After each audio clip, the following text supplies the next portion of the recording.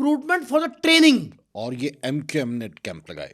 یہ کیمپ جس کے بھی تھے مختلف تنظیمیں تھیں، لیکن کہا یہ جاتا ہے کہ یہ جہادی کیمپ تھے.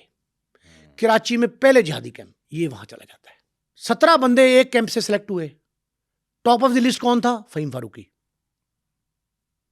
ان کو سلیکٹ کر کے افغانستان لے جایا گیا. کابل سے 70-80 کلومیٹر دور کیمپ میں ان کو ٹریننگ دی گئی. اچھا، جہادی تنظیم نے جو کیمپس لگائے تھے ان میں فہیم فاروقی بھی سلیکٹ ہوا اور اس کے بعد اس کو ٹریننگ کے لیے باقاعدہ افغانستان بھیجا گیا. 70 لوگ یہاں سے گئے تھے. ٹھیک ہے. یہ وہاں جاتے ہیں. 17 ایک کیمپ کے تھے، 2 مختلف کیمپ. جس کیمپ سے یہ سلیکٹ ہوا ان میں سے ٹاپر یہ تھا. بعد میں پتہ لگا کہ کراچی سے حیدرآباد جتنے سلیکٹ ہوئے سب میں ٹاپر یہ ہے. اچھا، اتنی اچھی ٹریننگ کی اس نے. ٹریننگ تو ہونی تھی وہاں. یہاں سے ٹریننگ کا پہلے مرحلے میں فرسٹ فیز میں یہ ٹاپر رہا. ہاں، وہ بچے سلیکٹ کرنے تھے جو چاقو چوبند تھے، دلیر تھے، نڈر تھے.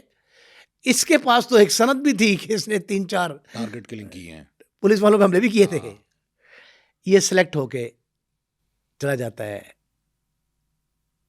کہاں؟ انڈیا. اب جہاد میں شریک ہونے کے لیے اسے کچھ لوگ انڈیا کا یہ کہنا ہے، پتہ نہیں، کہ وہ جہاد کشمیر تھا. اچھا، انڈین یہ کرتے ہیں کہ وہ فہیم کمانڈو یہاں پہ آیا تھا اس لیے وہاں پہ خبریں بڑی گردش کرتی ہیں. فہیم کمانڈو نے بھارت میں بمبئی ریاست جو ہے اس کے ایک مضافات کے ٹریننگ کیمپ میں بھی تربیت حاصل کی ہے. یہ بتاتا ہوں میں آپ کو بھی، اس کی ڈیٹیل اور ہے. یہ فہیم کمانڈو تربیت لے کے جہاد میں شریک ہوتا ہے. یہ جہاد میں شریک ہونے کے بعد جب واپس آتا ہے تو کراچی پولیس کی 4 پارٹیوں کو یہ ٹارگٹ دیا جاتا ہے کہ فہیم فاروقی المعروف فہیم کمانڈو بعد میں ٹریننگ تو لے آیا، کمانڈو بن گیا، بعد میں کمانڈو بن گیا. فہیم کمانڈو مطلوب ہے زندہ یا گرفتار. شوٹ ایٹ سائٹ کا پہلا حکم کراچی میں فہیم کمانڈو کو جاری ہوا. یہ جاری ہو گیا. پولیس اس کی ریڈ کے لیے آتی ہے. 3-4-5 ریڈ ہوتی ہے اس کے گھر میں. درمیانے درجے کے متوسط طبقے سے تعلق رکھنے والے 4 بھائی بھی ہیں نا اس کے. یہ آتے ہیں باہر، پولیس والے ناکہ لگا لیتے ہیں اس کے گھر کے باہر کہ جب آئے گا پکڑ لیں گے. ایک نوجوان سے پولیس پوچھتی ہے کہ یار یہ فہیم فاروقی، انہوں نے کہا وہ سامنے گھر ہے. انہوں نے کہا کہاں ہے؟ انہوں نے کہا پتہ نہیں، کسی نے بتایا نہیں. انہوں نے کہا باہر ہے، اندر ہے، گھر میں. ناکہ لگا لیتے، دھرنا دے دیتے پولیس والے. جس شخص سے پوچھتے ہیں نا وہ، اس کے بارے میں ایک کانسٹیبل کان میں آ کے اپنے ساتھی کہتا ہے بھائی بات سنو، تم کیا پوچھ رہے ہو؟ فہیم کمانڈو فہیم فاروقی، اور یہ تو سگا بھائی ہے فہیم فاروقی جسے ہم پوچھ رہے ہو. کہتے ہیں اچھا. وہ دوسرا سپاہی آ کے نا بدتمیزانہ لہجے میں کہتا ہے اوے کہاں ہے فہیم؟ تو وہ آگے سے اس کا بھائی کہتا ہے فہیم کو تمیز سے بات کر، کیوں بتاؤں مجھے فہیم کہاں ہے؟ میرا بھائی ہے وہ. جب وہ کہتا ہے بھائی ہے میرا، نے کہا تیرا نام کیا ہے؟ نے کہا مزمل فاروقی. وہ گن سیدھی کرتا ہے، 4 فائر مارتا ہے اس کے بھائی کو. اچھا، ناکے کے اوپر ہی مار دیتا ہے؟ ناکہ نہیں ہے، وہی وہاں سے آف اینڈ آن. اور گھر کے سامنے 4 گولی مارتا، 2 لگتی ہیں، 2 نیچے گرتی، وہ مر جاتا ہے. صرف اتنا بتانے پہ کہ میں فہیم فاروقی کا بھائی مزمل فاروقی ہوں. اور بدتمیزی نہ کرو، بدتمیزی نہ کرو، شادی کا بدتمیزی نہ کرو، تمیز سے بات کرو. پولیس والے نے مار دیا. میں نے تمہارا کیا جرم کیا؟ کیوں؟ پولیس والے اس کو مار دیا. بس مزمل فاروقی کی ڈیتھ کی اطلاع فہیم تک پہنچی.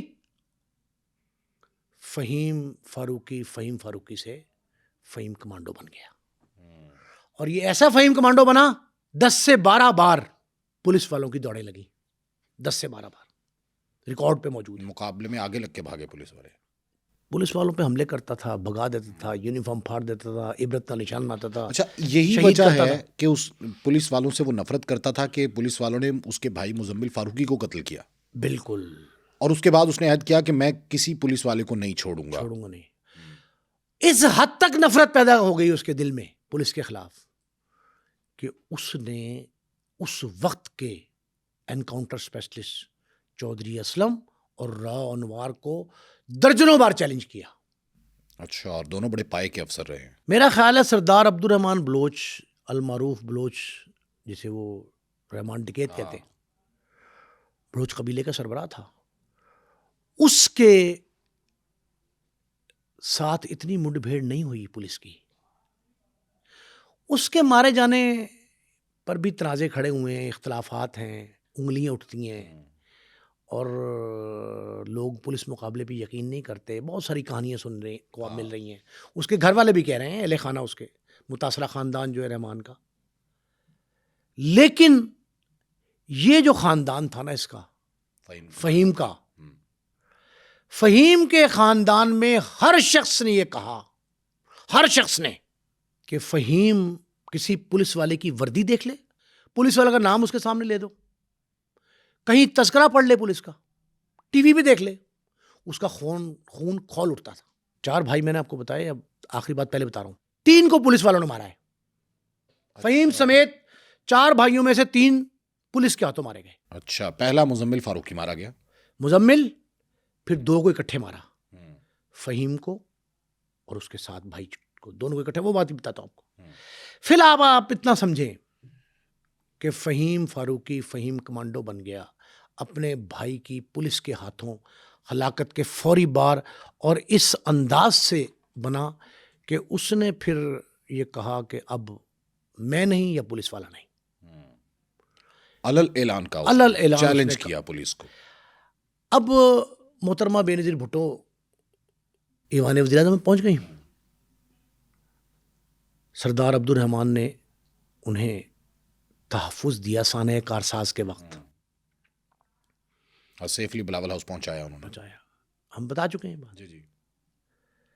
جہاں محترمہ مشکور تھیں سردار رحمان کی، اہل لیاری کی، وہاں ان کو پولیس افسروں نے یہ بتایا کہ کراچی میں ہر امن دشمن کاروائی جتنی ہو رہی، جتنی امن دشمن کاروائی against the peace of Karachi, جتنی بھی امن مخالف کاروائیاں ہوئی ہیں اس میں کہیں نہ کہیں فہیم بل واسطہ یا بلا واسطہ، فہیم کمانڈو، براہ راست یا انڈائریکٹ، فہیم کمانڈو شامل ہے. یہ کون کہہ رہا ہے؟ پرائم منسٹر کو اطلاعات دینے والے ادارے تو کافی ہوتے ہیں. خفیہ ادارہ ہوگا کوئی.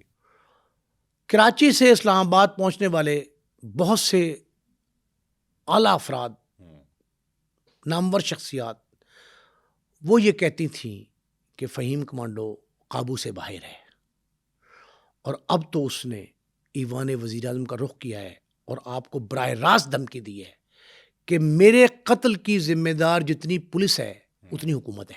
اور اس وقت بھی سندھ میں حکومت پیپلز پارٹی کی تھی، اور وفاق میں لائسنس ٹو کل مل گیا کراچی پولیس کو، shoot at sight. Fahim commando جہاں کہیں جو کہیں دیکھے اس کو پکڑ لے، سر کی قیمت بھی ملے گی، انعام بھی ملے گا. 1 کروڑ روپیہ اس دور میں رکھی گئی سر کی قیمت. 1 کروڑ ایک بار نہیں، 5 بار.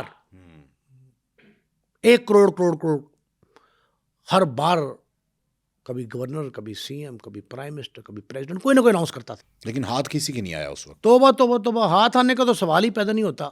اچھا، یہ ٹارگٹ کلنگ کے احکامات کہاں سے ملتے تھے؟ کہتے ہیں ٹارگٹ کلنگ کے، جی، لندن سے ملتے تھے احکامات، ایم کیو ایم کی جانب سے. ایم کیو ایم کے بانی قائد الطاف حسین کا معتبر ترین شخص تھا. کراچی میں 4 افراد کو براہ راست ٹارگٹ ملتے تھے لندن سے، ان میں سر فہرست فہیم تھا. اور فہیم کی بات بھی ہوتی تھی الطاف حسین سے، براہ راست ہوتی تھی. الطاف حسین انہیں ڈائریکٹ بھی کہتے تھے کہ فلاں کے فلاں کے فلاں.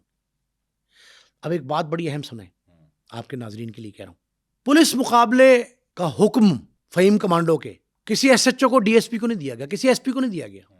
کراچی پولیس کے دونوں سربراہان، S S P Karachi Rao Aslam, Chaudhry Anwar کو یہ کہا گیا، راؤ انوار چودھری اسلم اور راؤ انوار کو یہ احکامات براہ راست دیے گئے، اور کہتے ہیں کہ ایوان وزیر اعظم سے آئے، پرائم منسٹر آف پاکستان نے دیے، اور کہا کہ اس کا ایک ہی حل رہ گیا ہے کہ انکاؤنٹر کر لو.